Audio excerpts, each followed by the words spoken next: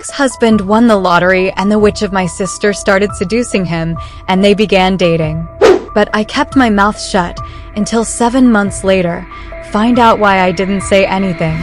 Did you know there are people who only hug you when they smell that you're about to become unreachable? The message arrived at 3:17 in the morning. Chris wasn't sleeping. He couldn't. He had spent the last few hours staring at the ceiling of his empty apartment, wondering if it was real. The ticket was there on the table, next to the half-empty wine glass. It wasn't a fantasy or a misunderstanding. He was the winner. $5 million. The national lottery. His name, his number, his prize. The first thing he felt wasn't joy. It was a wave of anxiety so sharp that he felt short of breath.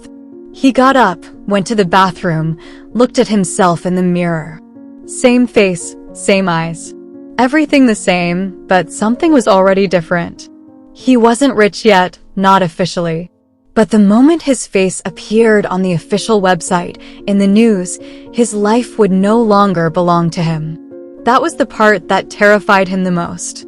And it was also the part that hurt the most, not being able to share with her. Rachel. The message wasn't from her. It was from Ethan, his best friend, who surely had already seen him in the online results. "Am I your best friend, or do I already have to get in line?" he wrote, accompanied by a photo of an empty suitcase. Chris let out a tense laugh, almost as a reflex, and set the phone aside. He and Rachel had been separated for 7 months. The divorce was signed, filed, and processed. Legally, they were strangers. But emotionally, no one could define it. They least of all. Sometimes they ate together. Other times they didn't speak for weeks. There were attempts at reconciliation, moments of tenderness, and also silences too prolonged. The truth was that neither had completely closed the door. Hours later, already day, the phone wouldn't stop ringing. Local media, acquaintances he hadn't seen since school, a distant cousin who swore she had always loved him like a brother. The world became sticky, noisy, full of people with overly sweet voices. And among all those messages, one appeared that froze all the noise. "Rachel, can we talk today?" "Just talk." Chris replied with a simple yes. No more was needed. There was no sarcasm, no double meaning. It was a bare, sincere yes. Part of him wished she would hug him and tell him she was happy for him. Another part feared that, like everyone else, she would come to ask for something. And a third part just wanted to see her, no matter the reason. They met at the usual cafe, the same one they used to go to before they separated. She arrived in her light gray coat, the one that always made her seem more fragile than she was. She greeted him with a kiss on the cheek. They sat down, and at first, they didn't talk about the money. "I saw the news," Rachel finally said. "I won't ask if it's real. I can see it in your eyes." Chris nodded. He was afraid to talk and sound arrogant, or worse, changed. "Are you okay?" she asked. "I think so. But everything is weird. It's like suddenly I don't know who I am." Rachel looked at him with a mix of tenderness and distance. She knew he wasn't one to get dizzy with power. But she also knew that money doesn't change people, it only reveals what was already hidden. "You're going to have to decide who to trust, and quickly." Chris averted his gaze. Deep down, he wished she was with him to face what was coming. But he couldn't ask her. They were nothing anymore. Or so it was supposed to be. 2 days later, Emma appeared. He hadn't seen his younger sister for 2 years. The last time they crossed paths was at an awkward family dinner, where Emma left before dessert, offended because Rachel wouldn't lend her money for an emergency. Chris remembered her as someone impulsive, charming when she wanted to be, and destructive when she got bored. "So now you're the country's most eligible bachelor," said Emma, entering his apartment without permission, as if they had never been distanced. Chris froze. He didn't know how she had gotten his address. He didn't ask. He already knew that with Emma, some things were better not known. "Hello, Emma. What a surprise. I saw your face everywhere. It was impossible not to come see you." Plus, I owe you congratulations and a coffee. Chris didn't say he had already had coffee. He didn't want to appear rude. She spoke with a sharp smile, like someone saying something kind just to hide the venom. And Rachel, she asked suddenly, as if by chance. She's fine. We talked recently. Emma sat on the sofa as if it were her own. You were always too good for her. She didn't see it, but now, well, let's just say she has to live with that. Chris frowned. That phrase had an edge. And for some reason, it bothered him more than it should. Throughout the week, Emma began to appear frequently. Always with an excuse. She brought food, said she was passing through the neighborhood or needed advice.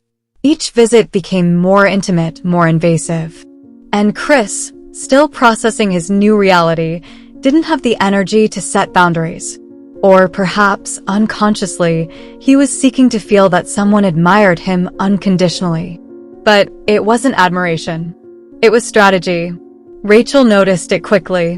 One day when she came to drop off a book he had forgotten, she found Emma in pajamas at his house. Are you staying the night here?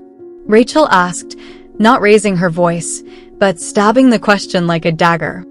I was just helping Chris with some things. You know, being family, Emma responded, with a smile that didn't reach her eyes. Rachel didn't respond, just looked at him. And he said nothing, because he didn't know what to say. Because he hadn't done anything wrong, but everything felt wrong. That night, Rachel left without saying goodbye. And Chris felt something break. Emma took advantage.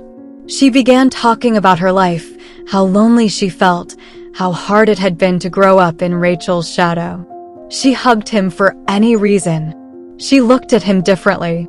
Sometimes I think you and I would have been perfect if we had met in another context, she said, stroking his shoulder. Chris didn't respond. Silence was safer. On a Friday night, after a dinner Emma had prepared, Chris drank a bit more than usual. Emma did too. The conversation became more intimate. She talked about her dreams, about starting a family, about how nice it would be to have someone like him by her side.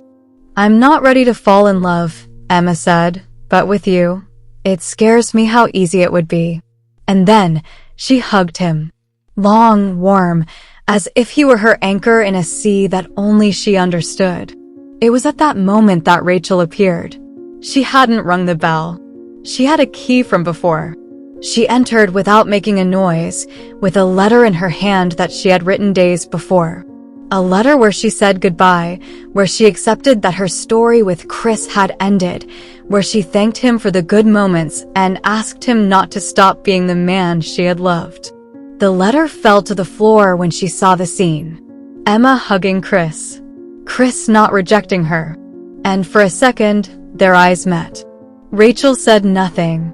She didn't shout. She didn't make a scene. Just looked at them, picked up the letter without reading it, and left the way she had come in. Chris wanted to run after her, but he didn't. Because Emma held his arm and whispered, she had her chance. This time, it's my turn. And Chris, for the first time since he won the lottery, felt that his life no longer belonged to him. The prize was real, but the wound was too. And it was just beginning to bleed. Chris couldn't sleep. That night, Emma's embrace felt like an emotional straitjacket. The warmth of her arms still weighed heavily on his chest, but not as a form of affection, rather as a pressure that seemed to dig into his conscience.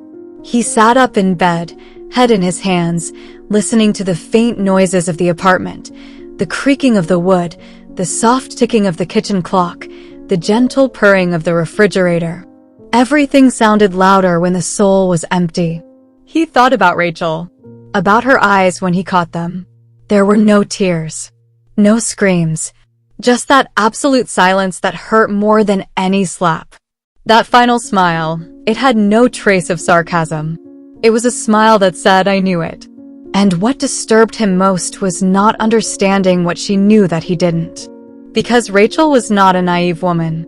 She could be many things, but never blind. The next morning, Emma prepared breakfast as if they were a couple. She wore her silk nightgown and hummed a tuneless melody while frying eggs and slicing toast. She behaved as if what happened last night had sealed something between them, as if she had already won. "I thought we might watch a movie later," she said as she poured coffee. "I'm free all week, and I guess you are too." Chris tried to be kind. He had no strength for confrontations. "Emma, I need some space. A lot has happened and..." She sat next to him. She looked at him with a strange mix of sweetness and control. "You don't have to say anything. I know last night shook you. It shook me too. But we can't run from what we feel." Chris didn't respond. He had words stuck in his throat, as if his throat knew that anything he said would be used against him.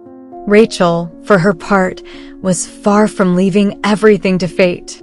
That morning, she visited a friend of hers, Olivia, who worked as a nurse in a private clinic.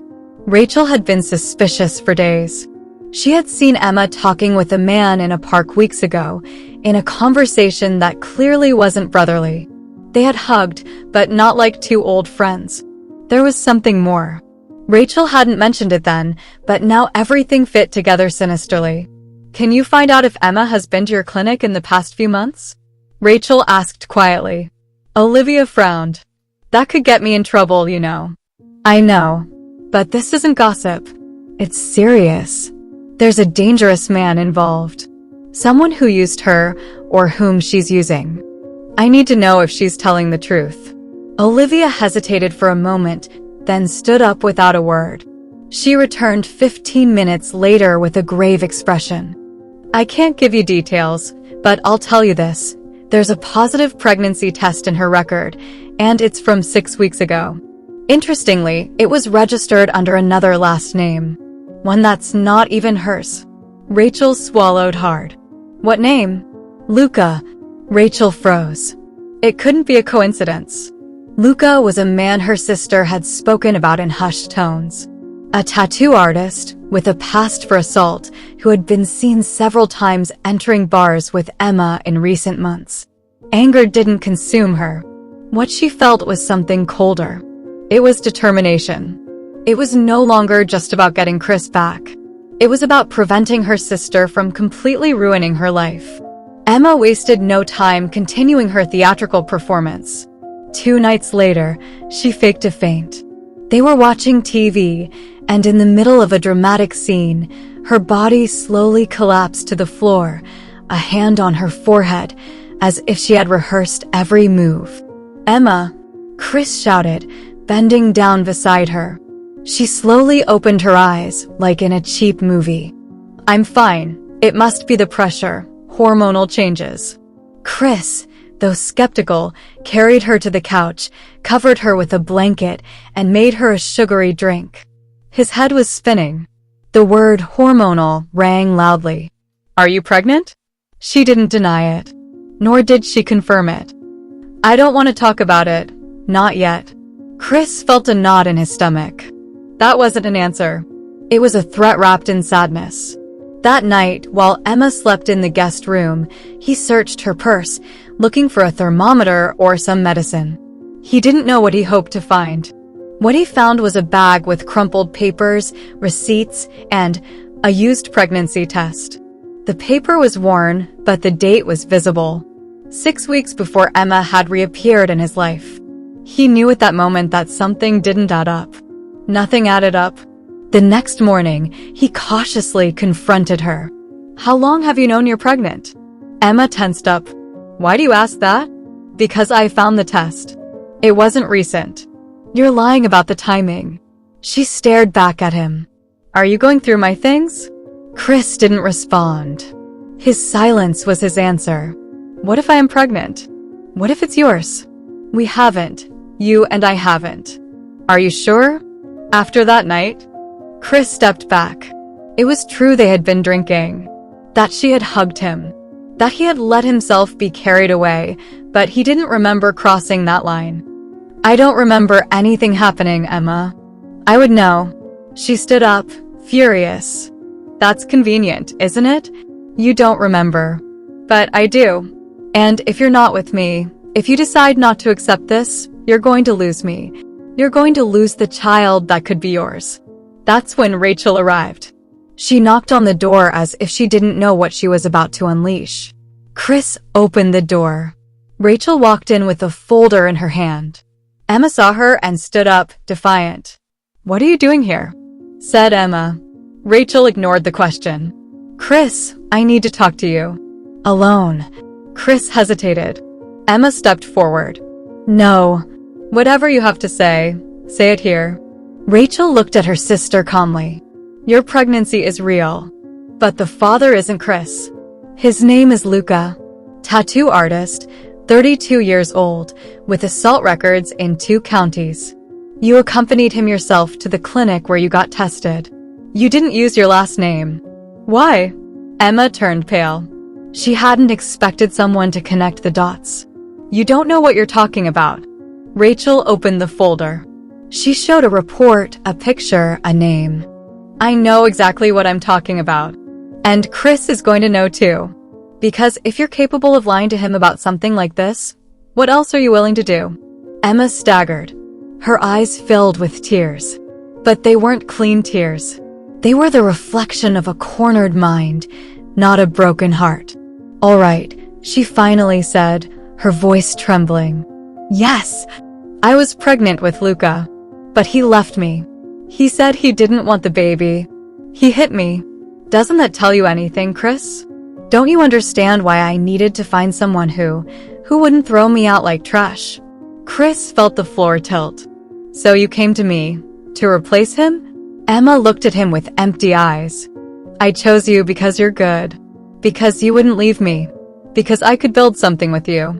You didn't want Rachel. You were already divorced. Why couldn't I try?" Rachel looked at her as if she no longer recognized her own blood.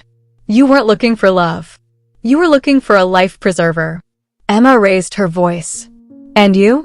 What are you doing here? Weren't you the one who signed the papers first? Weren't you the one who left him out of pride?"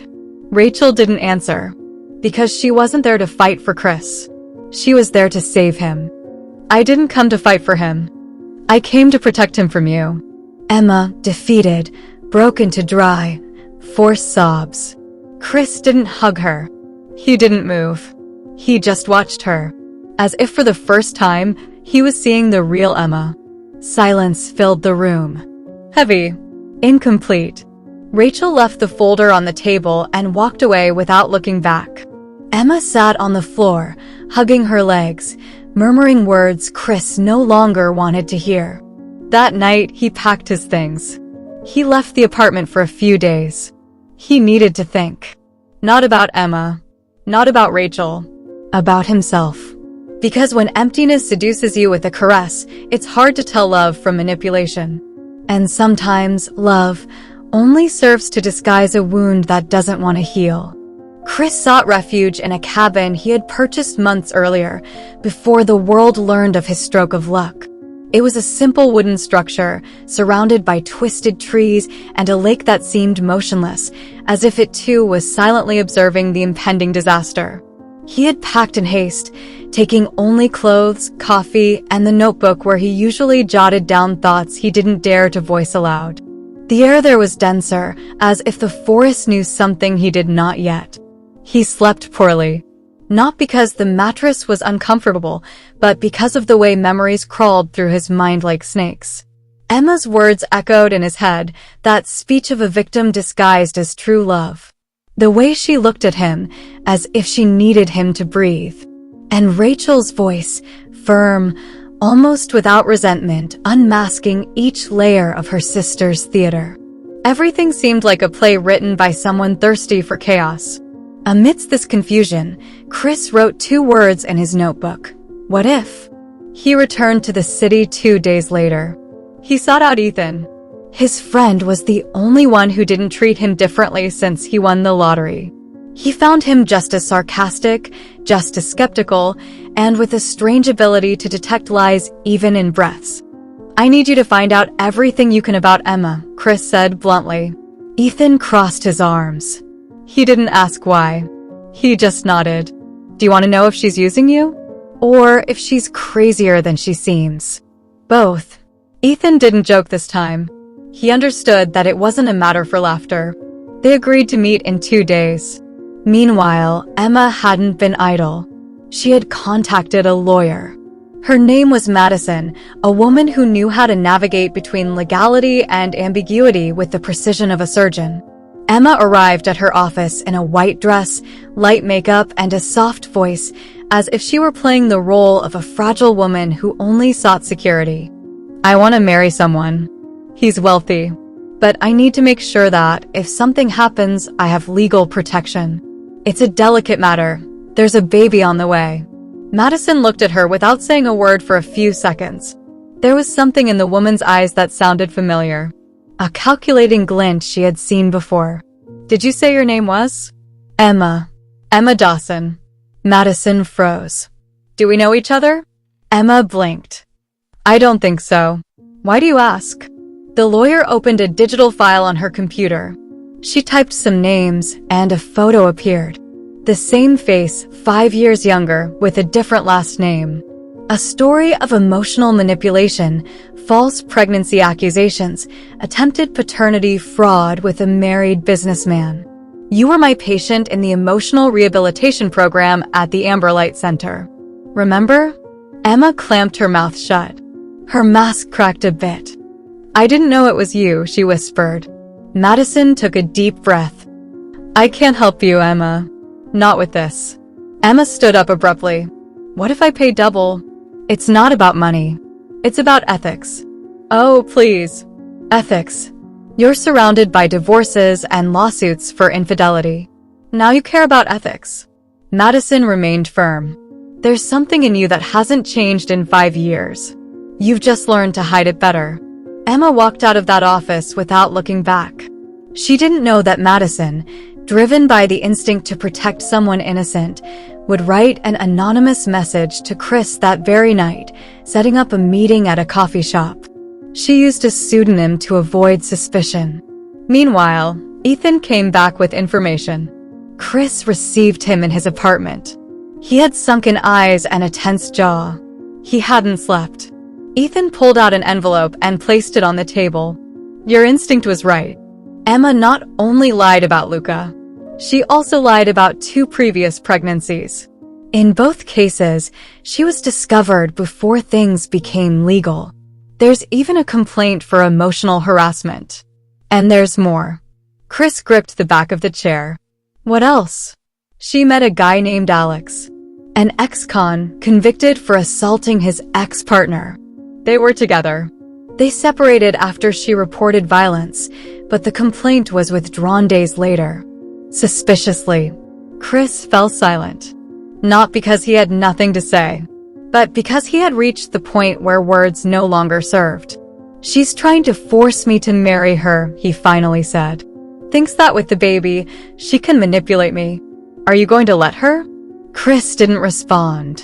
But something in his gaze said the decision had already been made. Rachel called him that night. Her voice was calm, but it contained the concern of someone who had been at war too long. "Are you okay?" "No, but at least now I see clearly. Chris, if you decide to be with her, if you really think you can save her or that the baby is your responsibility, I'll accept it." He interrupted her. "I'm not going to marry her. I'm not going to let her ruin my life. Not again." Rachel was silent for a few seconds. Then, "Let me help you."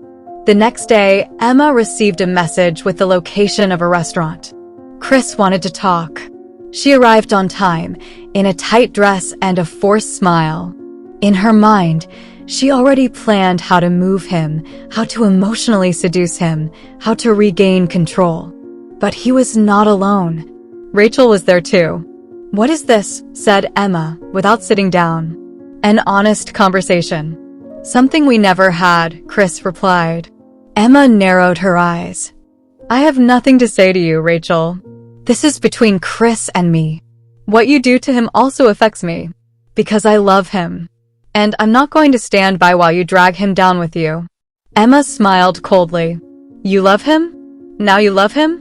How convenient." Chris slammed his palm on the table. "Enough. I know everything. About Alex. About Luca. About your past. You don't have to keep acting. Emma looked at him as if she didn't recognize him. Did you investigate me? You exposed yourself. I just connected the dots. Emma stepped back. Her face changed. Her voice too. What if I tell you that I really love you? That everything I did was out of fear? Because you're the best thing that happened to me. You don't love me. You need me. It's different. Rachel stood up. We're done here. Emma looked at them both with contained rancor. This doesn't end here. Not if I don't want it to. That night, Rachel disappeared. She didn't answer her phone. She didn't come home. She didn't respond to messages. Chris went to her apartment. The door was locked with no signs of violence. The police couldn't act immediately. It had been less than 24 hours. But Chris knew. Emma didn't write again, nor call, nor show up. The calm was more terrifying than any scream. Because sometimes the threads of the past don't break. They just tighten until they suffocate. Rachel's absence became a real void. Not just in Chris's life, but in the city itself. Her phone turned off, her apartment untouched, her car parked in the same spot, with the radio still set to her favorite station. As if she had gone out to buy bread and never returned. The police asked mechanical questions. Did she have enemies? Had she shown signs of depression? Any reason to run away on her own? Chris answered with swollen eyes and knuckles marked by anxiety. His only answer was a name. Emma. No one believed him immediately. Emma appeared crying, her voice trembling, saying she was as worried as he was. That Rachel might have been acting dramatically because she couldn't stand seeing them together. That she would likely reappear soon, with any excuse and a fake smile. Chris didn't fall for her act, but knew that without evidence, his suspicions were just that. Words floating in the air of a room where no one really listened. Ethan was the first to move. He gained access to the cameras of the building where Rachel lived. The images weren't clear, but they were enough. A hooded figure had knocked on her door shortly after the meeting at the restaurant. There was no record of her leaving afterward. The last movement captured was Rachel opening the door. After that, only shadows. Madison joined the search.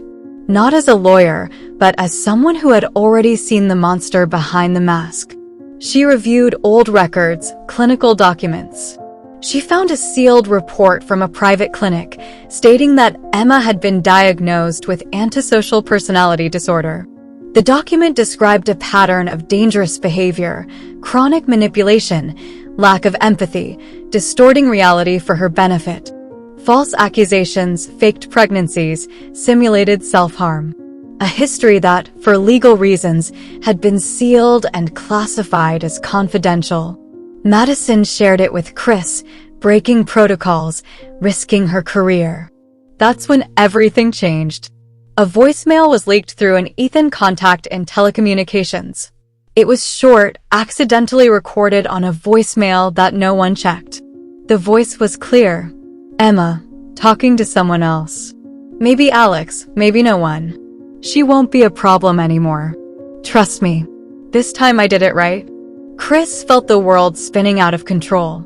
He listened to that recording over and over, as if by repeating it he could find a key, a clue, a crack in the certainty that Rachel was lost. The police started to take him seriously. They launched a formal investigation. They called Emma to testify. She arrived at the station in a subdued dress and neutral makeup. Her tone was that of an offended victim. She took offense at the accusation, cried for Chris's pain, and said that maybe Rachel had faked her disappearance just to ruin her life. They let her go. For lack of evidence. For excessive doubts. 3 days later, Rachel appeared. She was hiding in an abandoned cabin on the outskirts of the city. She had gotten there by taxi, without a suitcase, without a phone.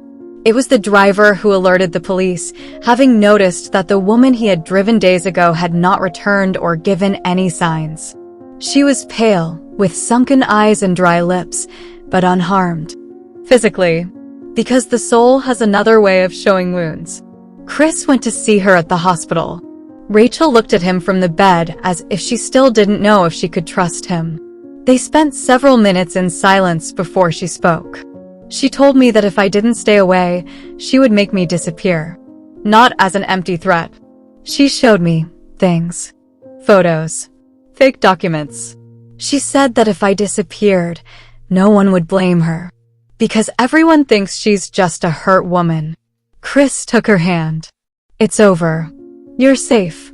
Rachel looked at him without letting go of his hand. She's not well, Chris. She never was. But now she's at a stage where she no longer distinguishes the lie from the truth. I don't even know if she was ever pregnant. Ethan, upon learning that Rachel was okay, started moving quickly. He gathered all the documents, recordings, evidence. Madison provided the clinical files, the testimonies, the dates. Everything was delivered to a prosecutor who was not a friend of ambiguity. In less than 48 hours, the order came. Arrest for fraud, threats, document forgery, obstruction of justice. Chris was the one who confronted her. In her own apartment. The police were outside, waiting for his signal. Emma greeted him with a smile that no longer convinced anyone. Did you come back for me? Chris sat down without saying a word. Why did you do it? He asked emotionlessly. Do what? Everything. Emma tilted her head. Because it was mine. That future. That money. That life. Rachel wasted it. You ignored it. I was the only one who saw it. And faking a pregnancy? Forging evidence? Was that also part of the love? Emma laughed. A dry, bitter laugh without music. You needed someone to make you feel important. I needed stability. We needed each other. What failed was Rachel. Always her. The one who pretends to be strong, but always ends up destroyed. Chris turned on his cell phone. Recording. She noticed, but it no longer mattered. Her speech was a confession disguised as justification.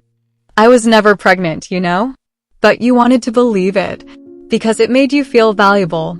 Because deep down you felt like trash. Like all good men. When the police entered, Emma didn't resist.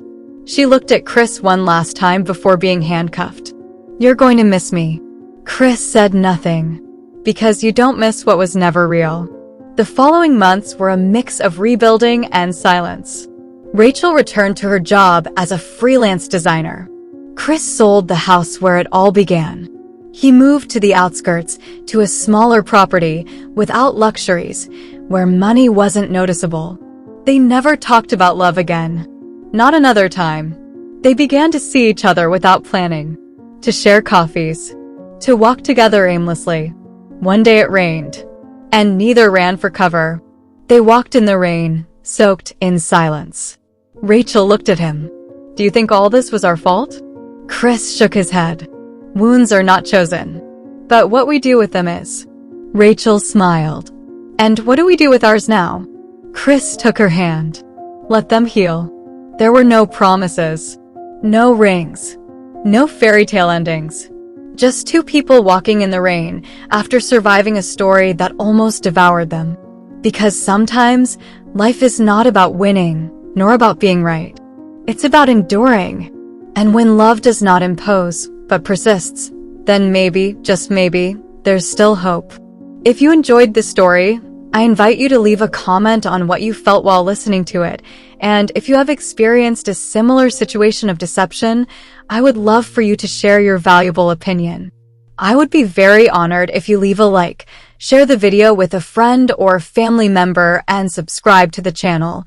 Do not miss the next amazing story appearing on your screen right now. We have entertainment guaranteed exclusively for you. See you in the next video.